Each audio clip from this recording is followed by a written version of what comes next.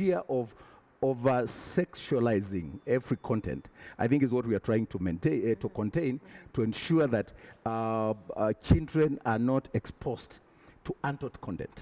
So who is this that determines that? So who is this that says when there's that kind of an ad that says this will last longer than your boyfriend or kissing? Who is that decides this is the threshold? Who defines sexual innuendos for society? Because people are different, people have different values. Absolutely, but there are parameters. There are parameters that are actually given within the law and our regulations.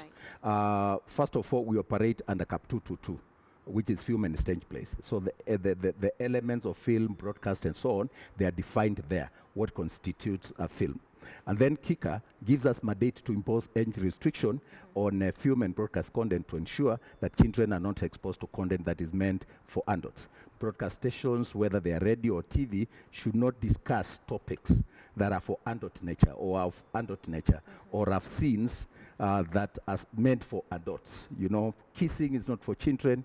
But let me tell you, Sophie, we do it within a context.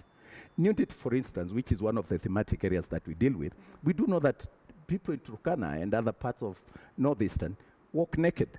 And there are communities in this country that walk naked within a context of their cultural expression and within the context of their cultural environment. Right. That is not what we're looking at. We are looking at sexually suggestive scenes deliberately meant to communicate sexual connotations or messages within an advertising or a product or a film or a program. So for two people, holding hands, I still am looking for that parameters. So not quite, of course. We are not that base. Yes. I mean, we are dealing with serious issue. Okay. And there's a board. There's a segment within our board that is called the film examiners, who have expertise. It combines. It comprises of expertise in terms of film and technological issues. Right. It contains people represent different ages and races and so on. And they're actually independent of the board. And they sit and they classify films according to the classification guidelines. And they're very clear.